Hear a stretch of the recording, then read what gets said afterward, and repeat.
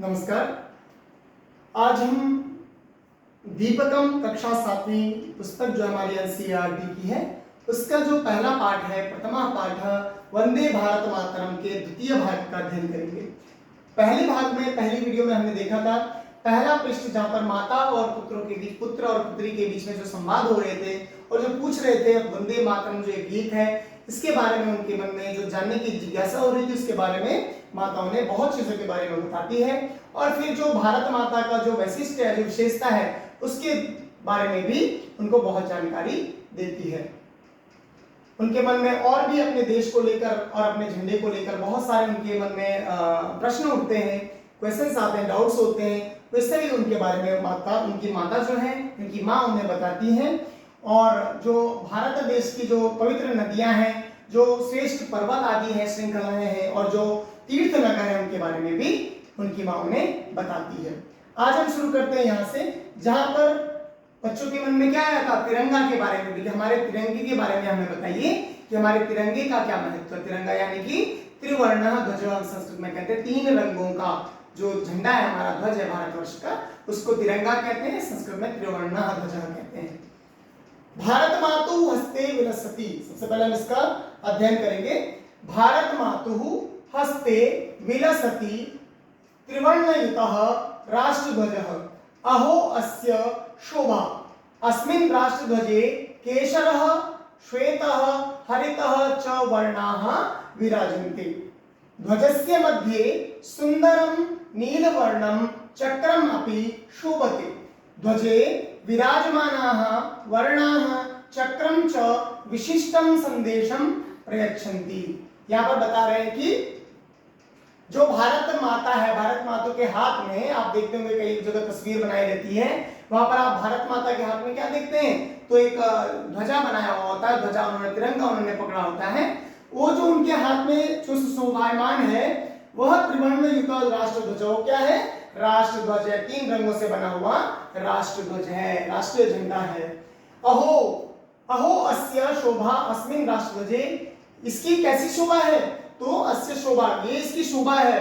अस्मिन् राष्ट्रध्वजे, इस राष्ट्रध्वज में केशरः यानी कि ये वाला रंग, केसरिया रंग, श्वेतः यानी कि सफेद वाला रंग, और हरितः यानी कि हरा वाला रंग, ये जो तीन वर्ण है, वर्णाः विराजन्ते, वर्ण यानी कि रंग, वर्ण हम अक्षरों को भी कहते हैं और वर्ण यानी कि रंगों को भी कहते हैं, है ना। और वर्ण जो चार वर्ण जाति के आधार पर बांटे हुए हैं, सामाजिक आधार पर, उन्हें भी हम वर्ण कहते हैं। तो यहाँ पर हम किसकी बात कर रहे हैं, कलर्स की बात कर रहे हैं, यहाँ पर हम रंगों की बात कर रहे हैं।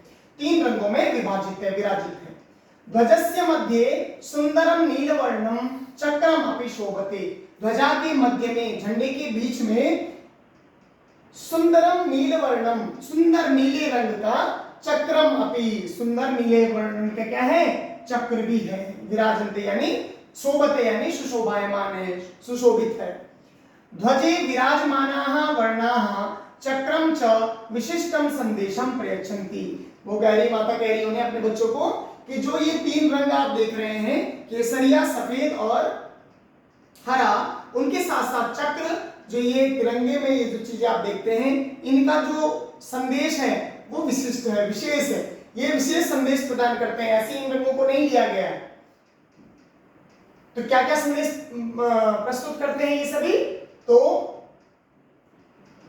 त्रिवर्ण ध्वजस्य ऊर्ध्व भागे, त्रिवर्ण ध्वजा के ऊर्ध्व यानी ऊपर वाले भाग में जो विराजते केसर वर्ण, सबसे ऊपर वाले भाग में आप देखते हैं ना झंडे में, तो केसर वर्ण विराजित है। एषा वर्ण, केसरिया रंग है, एषा वर्ण त्याग परंपरायाः शौर्य परंपरायाः च सूचकः अस्ति। ये जो रंग है ये हमें क्या सिखाता है, तो त्याग की भावना, दूसरों के लिए त्याग कर देना, छोड़ देना, बलिदान कर देना, और शौर्य परंपरा का सूचक है, शौर्यता, वीर्यता का, वीरता का सूचक है, वीरता का प्रदान करने वाला है ना। तो ये जो रंग है हमारे अंदर क्या है, शौर्यता पैदा करता है, वीरता पैदा करता है, उसके लिए हमें प्रेरित करता है। और त्याग परंपरा का, त्याग आप देखते हैं जितने भी हमारे जो बॉर्डर्स पर, जो सीमाओं पर हमारे जो सुरक्षा बल हैं, जो हमारे आर्मी के जवान हैं, हमारे किसी भी तीनों सेनाओं के जो सिपाही हैं या जो अधिकारी हैं या जो भी वहां पर जो सैनिक हैं हमारे, वो सैनिक क्या कर रहे हैं, त्याग तो कर रहे हैं। हम जॉब के साथ साथ, नौकरी के साथ साथ हम अपना कंफर्ट भी देखते हैं कि हमें सुख सुविधाएं मिली, हमें ये सुविधाएं मिली, हमें अच्छे से रहना पड़े, हमें ना गर्मी हो जाए तो हमारी छुट्टी हो जाए, ठंड हो जाए तो हमारी छुट्टी हो जाए, है या नहीं। लेकिन जो वहां पर रह रहे हैं, जो हमारी रक्षा कर रहे हैं सीमाओं की, हमारे देश की, हमारी, वे क्या कर रहे हैं, सबसे बड़ा त्याग कर रहे हैं। तो त्याग परंपरा का भी सूचक है और साथ साथ में शौर्यता, वीर्यता का भी सूचक है। ये भारत मातुः आजीवनम सेवां कृतवन्तः देशस्य स्वतंत्रतां प्राप्तुं सहर्षं स्वप्राणान् अर्पितवन्तः च तेषां वीराणां बलिदानं सूचयति एषः वर्ण। ये जो वर्ण है, जैसे मैंने अभी बताया कि किसका सूचक है, तो ये भारत माता, जो भारत माता के भारत माता का आजीवनम सेवां कृतवन्तः, आजीवन सेवा में लगे हुए हैं, देशस्य स्वतंत्रतां प्राप्तुं सहर्षं स्वप्राणान् अर्पितवन्तः, देश की स्वतंत्रता के लिए सहर्ष, खुशी खुशी अपने प्राण बलिदान कर देते हैं, अर्पित कर देते हैं। और तेषां वीराणां, जो अर्पित कर देते हैं, उन वीरों के बलिदान, उन वीरों के, उन सैनिकों के, उन वीरों के बलिदान को सूचित करता है यह केसरिया रंग। ठीक है। जयतु सैनिक, सैनिकों की जय हो, सिपाहियों की जय हो, सेना की जय हो। इति वक्तुम अस्मान् प्रेरयति ध्वजस्थितः अयं केसर वर्ण। ये जो रंग है, ये हमें किसके लिए प्रेरित करता है, तो जयतु सैनिकम बोलने के लिए प्रेरित करता है कि जो हमारी सीमा पर लगे हुए हैं, जो हमारी रक्षा कर रहे हैं, हमारे देश की रक्षा कर रहे हैं, उनकी हमेशा जय हो। इसके लिए हमें ये केसरिया रंग क्या करता है, प्रेरित करता है। आगे बढ़ते हैं।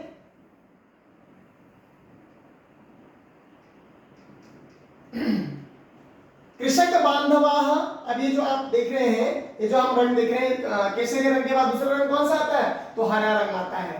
तो ये जो हरा रंग है, कृषक बांधवाः अस्माकं भारत भूमिं सर्वदा श्वेत बिंदुभिः सिंचन्ति। जब सैनिकों के बाद यदि किसी का नंबर आता है, इसलिए लाल बहादुर शास्त्री जी ने भी कहा था जय जवान जय किसान का नारा दिया था, इसीलिए दिया था कि देश की रक्षा जो सीमा पर कर रहे हैं, वे कौन कर रहे हैं, सैनिक कर रहे हैं। लेकिन जो देश के अंदर हमारी रक्षा कर रहे हैं, हमारा जीवन यापन कर रहे हैं, हम जो जीवन हम जी रहे हैं, भोजन करके, अन्न ग्रहण करके, वो कौन करता है, तो कृषक बांधवा, जो किसान भाई बहन है, अस्माकं भारत भूमि, हमारी भारत भूमि को सर्वदा, हमेशा, स्वस्वेद बिंदु भी, अपने स्वेद यानी कि पसीने की बूंदों से, सिंचन्ति यानी कि सींचते हैं, सिंचाई करते हैं। जैसे हम पेड़ पौधों में पानी देते हैं ना, पानी से सिंचाई करते हैं उनकी फसलों में, वैसे ही ये हमारे क्या भारत भूमि को सींच रहे हैं, सिंचाई कर रहे हैं और हरा भरा बना रहे हैं। एतेषां परिश्रमेण एव भारत भूमि हरित वर्णमयी समृद्धा सस्य श्यामला च संजाता। इन्हीं की वजह से, इन्हीं के परिश्रम से ही हमारी भारत भूमि हरित वर्णमयी, हरी भरी, समृद्धि यानी कि समृद्ध, भरपूर, लहलहाती हुई, और सस्य श्यामला, सुवर्ण जैसी जो हरी भरी फसलों से भरी हुई हमारी जो धरती है, उपजाऊ जो हमारी धरती बनाते हैं, ये कौन बनाते हैं, तो यही कृषि करने वाले किसान जो भाई बहन है, वो इसको ऐसा बनाते हैं। भारत मातुः समृद्धे एषा आभा हरित वर्ण रूपेण अस्माकं राष्ट्रध्वजे विराजते। इन्हीं किसान भाइयों को समर्पित ये जो रंग है, हरा रंग, समृद्धि का प्रतीक है। समृद्धि कब आएगी, आप देखा होगा कि जब हरा भरा होता है, खूब बारिश होती है, आप देखते हैं तो सब जगह समृद्धि आपको दिखाई देती, फसलें आपको दिखाई देती हरी भरी। तो समृद्धि कब होगी, जब अनाज होंगे खेतों में, है ना, खेतों में अनाज होंगे, किसी चीज की कमी नहीं होगी खाने पीने के लिए, क्योंकि भोजन ऐसा है जो एक अरबपति जो है उसे भी चाहिए, और एक जो भीख मांग कर खा रहा है उसे भी चाहिए। तो भोजन बहुत जरूरी है जीवन जीने के लिए। बाद में और चीजें तो है ही, आप कुछ भी करें अपने क्षेत्र में, लेकिन भोजन सबसे पहले हमारी जरूरत होती है, और हर व्यक्ति, हर जानवर, हर पशु पक्षी की जरूरत होती है। तो ये हरित वर्ण क्या है, इसी आभा, इसी की जो प्रकाश है, वह इस राष्ट्रध्वज में विराजमान है, हमारे राष्ट्रध्वज में। जयतु कृषकः, किसानों की हमेशा जय हो।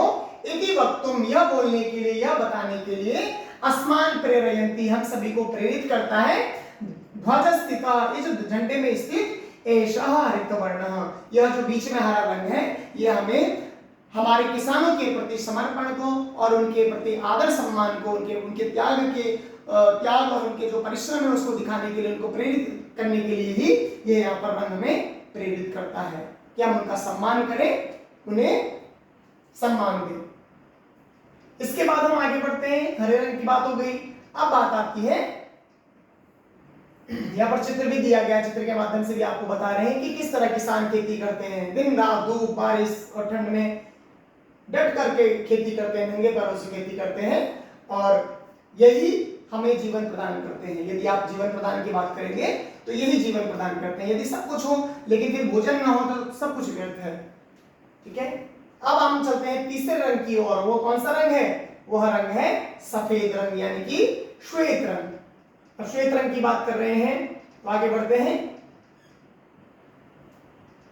मध्य स्थितः श्वेत वर्णः शांतेः सत्यस्य च द्योतकः अस्ति। अब हमारी रक्षा भी हो रही है सैनिकों के द्वारा सीमा पर, है ना, हमें भोजन भी मिल रहा है, हमारा जीवन भी चल रहा है, हमें जीवन जीने के लिए भोजन अन्न मिल रहा है जो हमारे किसान भाई बहन दे रहे हैं। लेकिन उसके बाद यदि हम इंसान हैं, यदि हमारे अंदर हम मानव है तो हमारे अंदर जो मानवता है, जो हमारा धर्म है, वह भी होना जरूरी है। उसका जो प्रतीक है श्वेत वर्ण, जो सफेद रंग है बीच में स्थित, मध्य यानी बीच में, स्थित यानी स्थित, जो श्वेत वर्ण है यानी कि जो सफेद रंग है वह शांति का, सत्य का द्योतक है। सत्य का और शांति का द्योतक है, वो सूचक है, वो बताता है हमें कि शांति सबको प्रिय होनी चाहिए, शांति होनी चाहिए, हर जगह शांति हो। इसलिए हमारी भारतीय संस्कृति बोलती है द्यो हो शांति अंतरिक्षं शांति। हम कहते हैं सर्वे भवन्तु सुखिनः सर्वे सन्तु निरामया। हमारी जो भावना है वो कैसी है? सत्य की और शांति की है। तो ये सफेद रंग हमें बताता है हमें हमेशा सत्य का साथ देना चाहिए, हमेशा सत्यवादी रहना चाहिए और शांति प्रिय होना चाहिए, हमेशा शांत रहना चाहिए।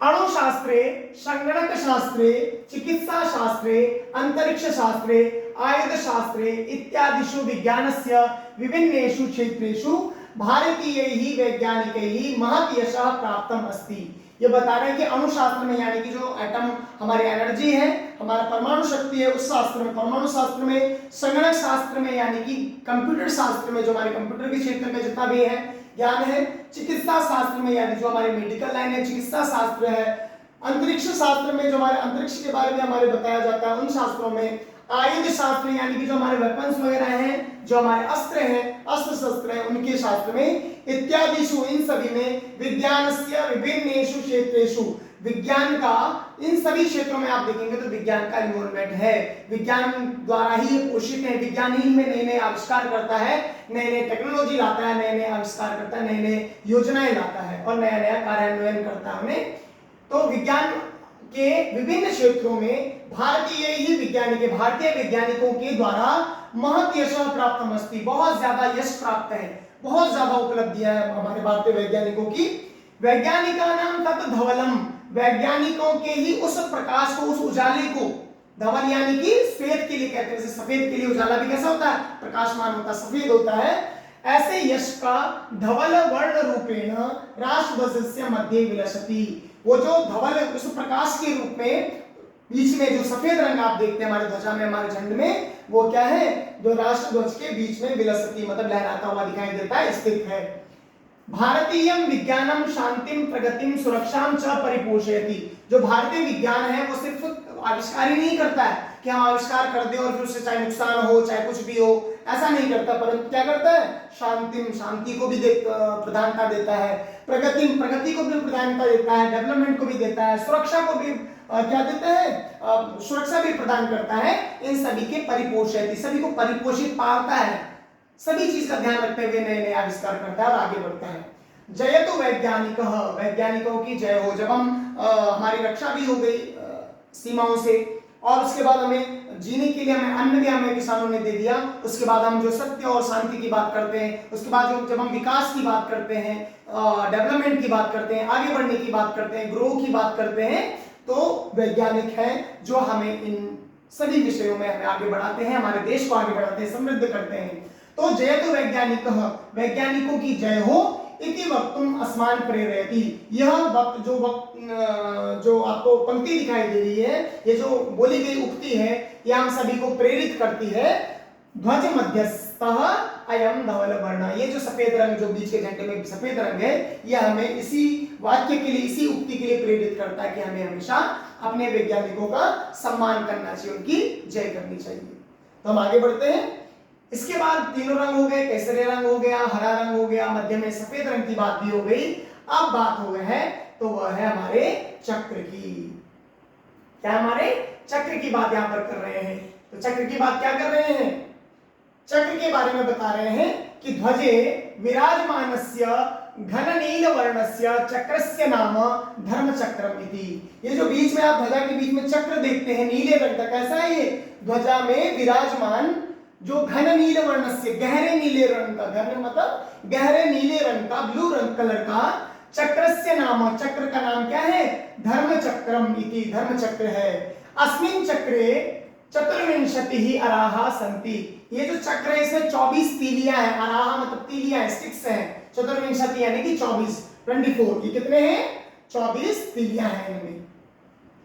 एतत् चक्रम चलनीयं कर्तव्य पथे वै न विरम सततम चल इति भावम बोधयति। ये हमें चक्र क्या सिखाता है, ये चक्र हमें सिखाता है कि चलनीयं कर्तव्य पथे वै, तुम क्या करो, हमेशा अपने कर्तव्य पथ पर चलो, अपने कर्तव्य को देखो और उस कर्तव्य के रास्ते पर हमेशा आगे बढ़ते रहो, ना विरम, रुको मत, सततम चलो और हमेशा चलते जाओ, इति भावम बोधयति, इस भाव को हमें प्रदर्शित करता है, बताता है कि हमेशा आगे बढ़ो, हमेशा चलते रहो अपने कर्तव्य पथ पर, जो आपका कर्तव्य है।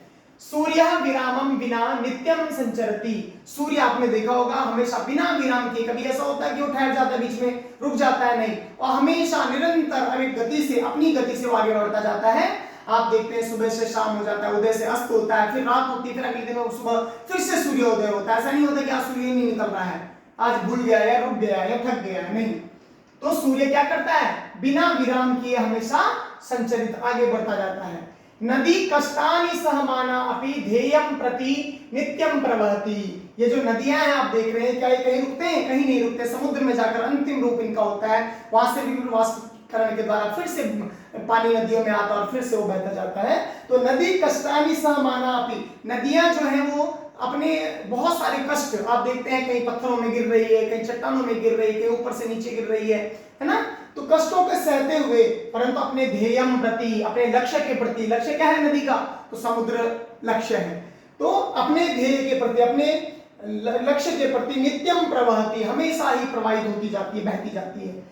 इदं चक्रम जीवने शांतेः आलस्यस्य प्रमादस्य च स्थानं न भवतु इति संदेशं प्रयच्छति। ये जो चक्र है ये हमें बताता है कि हमारे जीवन में शांति यानी कि थकान, आलस्यस्य आप जानते हैं आलस, जहां पर हम आलस्य करते हैं किसी चीज के लिए, और प्रमादस्य यानी कि प्रमाद का, जहां पर हमारी रुचि नहीं होती है, हम उसको बोलते छोड़िए मत, नहीं करते हैं, रहने दो, कौन करेगा। तो इस तरह के जो भाव हमारे उसमें आते हैं उसके लिए कोई स्थान नहीं होता है, ये चक्र हमें सिखाता है। इति संदेशम प्रयच्छति, ये चक्र हमें ये संदेश देता है कि आपको बिना रुके, बिना आलस्य के, बिना प्रमाद के हमेशा आपको आगे बढ़ते जाना है। वयं सर्वेपि धन्याः यत् अस्यां पवित्र भूम्यां जन्म प्राप्तवन्तः। हम सभी धन्य हैं, यदि आप भारत भूमि में आपने जन्म लिया है तो आपको खुद को धन्य समझना चाहिए कि हम सभी धन्य हैं, सौभाग्यशाली हैं कि अस्यां पवित्र भूम्यां, इस पवित्र भूमि में जन्म प्राप्तवन्तः, हमने, हमारा जन्म हुआ, हमने जन्म प्राप्त किया है इस भारत भूमि में।